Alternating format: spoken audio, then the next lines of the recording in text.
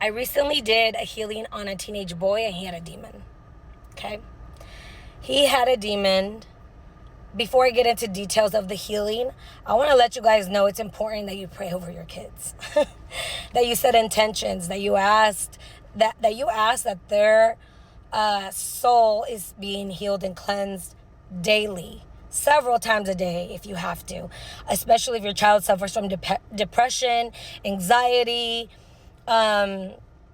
confused on their gender, if they have any types of rashes, unexplained illness and disease. Like, I'm talking about, we need to start heavily praying for our children every single day. I do this all the time. So, and sometimes, because I sleep with my daughter, and sometimes God will wake me up at 3 or 3:30 in the middle of the night, and I'll ask, like, why are you waking me up? What do I need to do? What do I need to say? I'll usually start praying over my kids first, and then I'll start praying for my daughter, and she'll start twitching when I start saying certain things. And I'm like, all right, cool. Thank you, God. And then I'll go back to sleep like nothing, because when we're aware of how darkness operates, we're less likely to become a fucking victim of darkness, of evil, okay? So we have to learn, and we have to lose the fear. I started doing the healing on this boy. As soon as I put my hands on his forehead and the back of his head, he had an uncontrollable laugh. Very similar to the one that I had when I was possessed and these two chakras were blocked. So I was laughing with the boy, and then it got to a point where I felt like I was kind of getting annoyed. So when I felt that, I started praying. Then when I started praying and I saying specific things in my prayer, the laughing stopped. And then it got really quiet, and I was able to finish like the session. It was a small session too. I asked the little boy what he saw or felt during the healing. He stayed quiet, and I did a prayer, and I'm like, God, I ask that you allow him to speak full truth and tell me exactly what happened. So he says, I saw a bunch of colors. I was like, what colors? So he basically said, all the colors in the rainbow. I'm like, good, that's Elohim. That is the color of God. God is everything is all colors. That is God, but there's different levels of God consciousness. Some people like to stay in the red, in the earth, in the material thing, and then other people like to ascend to higher consciousness. Anyways, back to the boy. So I told him, and I was like, so what else did you see? He's like, I saw a black figure without a face, but it had a human body. Didn't have a gender, didn't look like woman or male. It just looked like a thing with a human body. He said it was bald and had no face, but that as soon as I touched his forehead, it started laughing. And so he was laughing with it because it was funny to him, right? And I'm like, I'm glad you're fucking laughing, because it's better that you're laughing or angry, more laughing. So it's fear, then it's courage.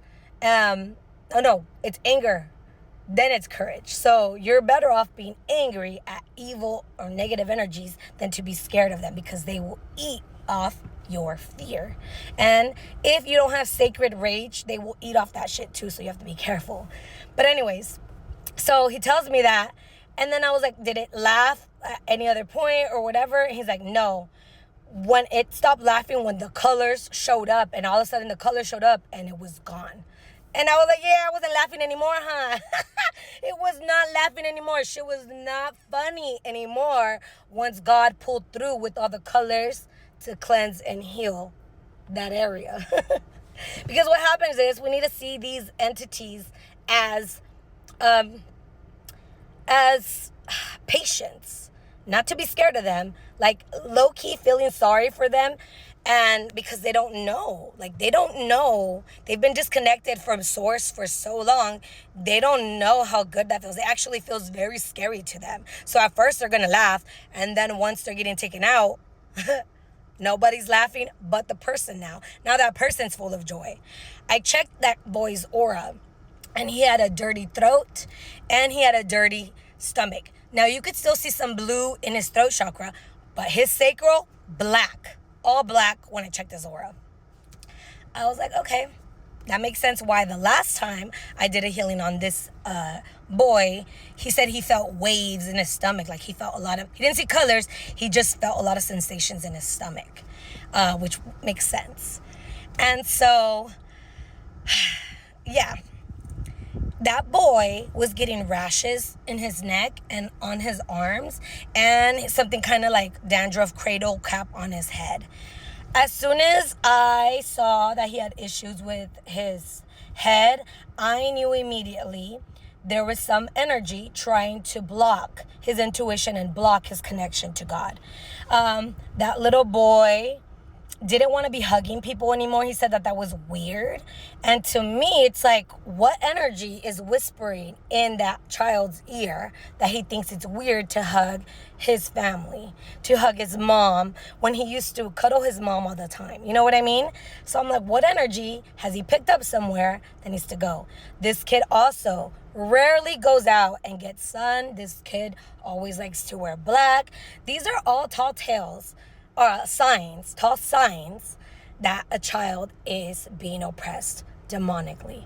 If not just children, adults too. If they're constantly wearing black, there's something about their spirit that wants to protect them to a certain extent. I've also noticed too, people that are very sick or that have a lot of those type of energies, their aura will turn purple sometimes. And that's a way of like God and like the angels kind of protecting the person, their energy field or whatever, from any evil or whatever, for it not to be hitting how it's supposed to be hitting. Is something that I've observed too. What else about this boy? Well, after that, little boy has no issues hugging anymore. He looks a lot more joyful. Some negative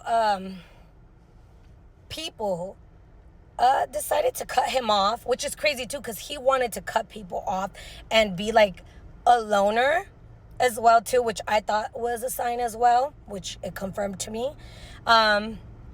Got invited to quinces, was not trying to go. It was just a bunch of like little signs that are not normal. Like, you know, this kid just wants to be inside playing video games. That's not normal. That is a demonic oppression. If you are a parent and you have children that don't like to go outside, that don't like to get some sun, they need to be out there. You need to limit the time that they are on these apps. You need to talk to your children about God. You need to teach them how to connect to God, because they have been the targets. We have been the targets. The amount of people that have been molested before the age of 7 is crazy. And the only reason they do that is to mess us up at a young age, hoping and praying we don't find our connection to God. I thankfully did. And I teach people how to connect to God without a middleman, and how they can get guided to heal themselves through God. This is what I teach. My passion is children. A lot of people think this shit's woo-woo, but if you really knew what was going on in the ethers, you would easily forgive people, because people sometimes don't know what they do. Now, the ones that like to play with darkness and evil, they know what the fuck they're doing. And they end up paying for it when they meet a person that fasts, and a person that heals their ego, and a person that don't play about their connection with God, and doesn't play about wanting to move in their fucking heart, that doesn't play about giving. So I say all this to say, pray over your children, all children. You see a child, you know of a child. I'm a behavioral therapist. I pray over my children. And there's a reason why nonverbals are speaking now.